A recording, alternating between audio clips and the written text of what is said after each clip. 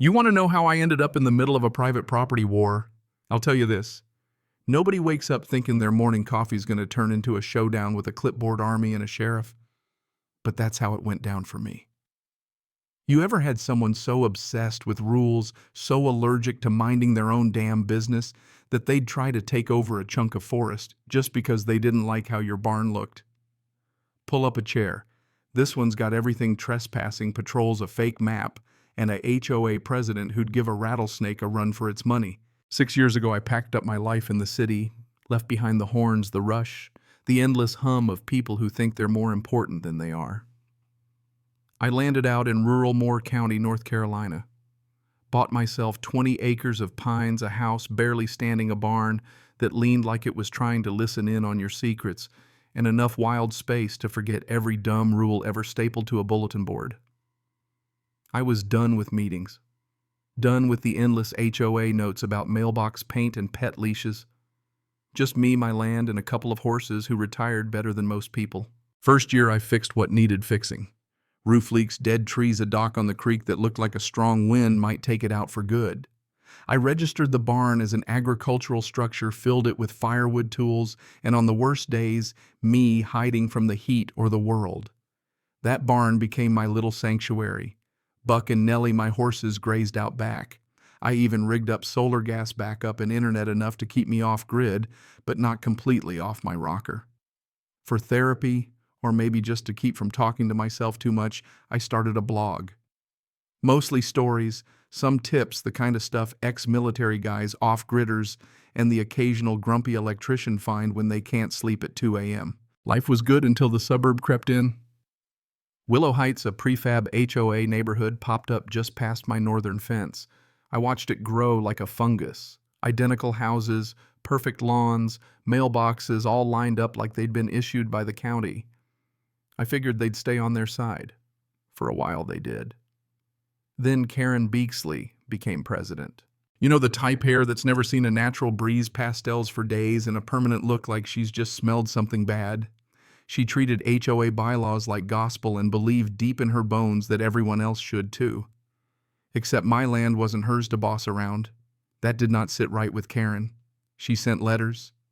Then came her self-clipboard fake smile, walking up to my locked gate like she owned it. I sent her right back with a quick lesson on state trespass law. But people like Karen, they don't take no for an answer. She told me right to my face she wanted the whole county to follow one standard. I told her my standard was minding your own business. She didn't laugh, didn't even smirk. This all came to a head one weekend. My old Army buddies, Troy, Justin, and Cortez, came for our fall hunting week. Truth is, we barely hunted. More grilling bourbon, arguing over fishing, and pretending we still had knees that worked right. Brought their gear trailers, radios, the whole kit. Even Cortez's satellite uplink, which if you ask him is strictly for fantasy football, but I know he's checking on his fantasy team and maybe some classified football stats. We'd just settled in cracking jokes about needing claymores to keep HOA patrols away when things started to get weird. Early Sunday motion sensor goes off near the north gate. I figured deer, maybe a possum. But my trail cam says otherwise. 3 people, uniforms, 1 woman, 2 men marching straight toward my barn. My friends snapped into gear like we were back overseas. We weren't armed, not visibly anyway, but we looked the part. These trespassers' clipboard tablet camera didn't even try to sneak. Cortez called out flat as day. "Step away from the barn and drop the clipboard, sir." The woman tried to play it off, said they were there for a visual compliance review. Claimed my barn was too close to their boundary and under review rights. I nearly choked on my coffee. Let me tell you, visual compliance review is HOA, speak for. We make up rules as we go. I told them again my property's not theirs and trespassing is still trespassing even with matching polos. They didn't back down, so I called the sheriff. Told him I had 3 folks with cameras and a clipboard claiming to be the law of the land. Sheriff Danvers didn't mess around. Rolled up, saw the situation, and just shook his head. "You all just bought yourselves some criminal trespass charges," he told them, depending how I wanted to handle it. The trespassers wilted faster than week-old lettuce. Karen's folks left without another word. One of them even dropped their clipboard on the way out. I didn't bother picking it up. Sheriff offered to stay for breakfast. Justin had bacon going, but he had paperwork to do, and I guessed a Karen to deal with before lunch. I knew she'd show up sooner or later. Should have bet money because at 10:30 sharp that white Lexus rolled up. Karen in a pink blazer, pearls, and a glare that could strip paint off my barn. She didn't even say hello, just launched into a speech about safety bylaws and dangerous activities on my land. Claimed her people had every right to jump my gate for an assessment. I stopped her cold, reminded her again where her jurisdiction ended. Troy muttered about needing a medal for putting up with this, but honestly, I was just tired. I told Karen to stay off my property and she lost it.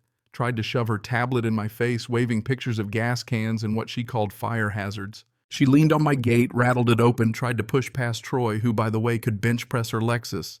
She ended up shoving him. Bad move. Cortez caught it all on camera. Sheriff Danvers rolled back up, saw Karen halfway through the gate, huffing and yelling. He just sighed as if he could already see the paperwork. Watched the footage. Arrested her for trespassing and simple assault right there. You'd think that'd be the end, right? Nope. Karen doubled down. Next morning, she blasted out a full-page ad in her HOA newsletter accusing me of running a paramilitary compound stashing unauthorized weaponry, even called my barn a tactical bunker. My buddies and I laughed till we cried.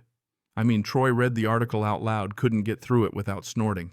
But this wasn't just Karen being nuts.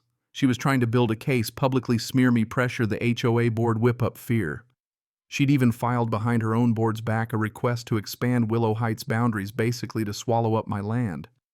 County rejected it. She went ahead and acted like it had passed anyway.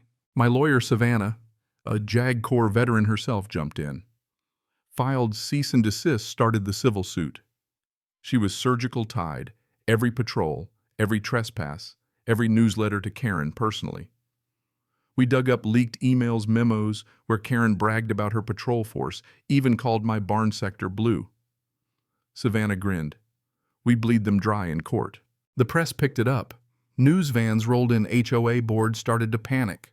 Some members turned on Karen, leaked a memo outlining plans to integrate nearby land, including mine, into the HOA. It wasn't just personal anymore. She wanted my land, wanted the barn, the pond, the whole hilltop. That's why she tried so hard to paint me as a threat. The whole safety thing, a smokescreen. The county board stepped in. Emergency session. Trail cam footage played on the local news, slow motion dramatic music, the whole deal. Karen's board authority got suspended. Then the bomb dropped. County dissolved the HOA's enforcement rights. Investigation followed. Cops searched Karen's house and HOA offices, found stacks of forged documents, alternate maps, draft complaint letters, and proof she funneled HOA funds to a PR firm, even hired private investigators, all without board approval. She'd marked my barn on her map as a community resource center. She wasn't just trying to bully me, she was planning to bulldoze me out, replace me with a park, maybe a playground, who knows.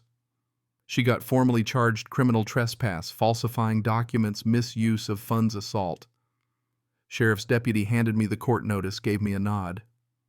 She shouldn't have messed with the corpsman and his friends. I nailed that court notice to the barn wall right beside my property deed. That night, my buddies and I grilled steaks, cracked beers, and let the quiet settle in. Freedom tastes better after a fight, I swear. We didn't celebrate with fireworks or speeches, just meat, bourbon, Johnny Cash, and the crackle of a fire pit. Saturday morning, I hung a new sign on the gate: private land, no trespassing, especially HOA. The county wrapped up their investigation 2 days later.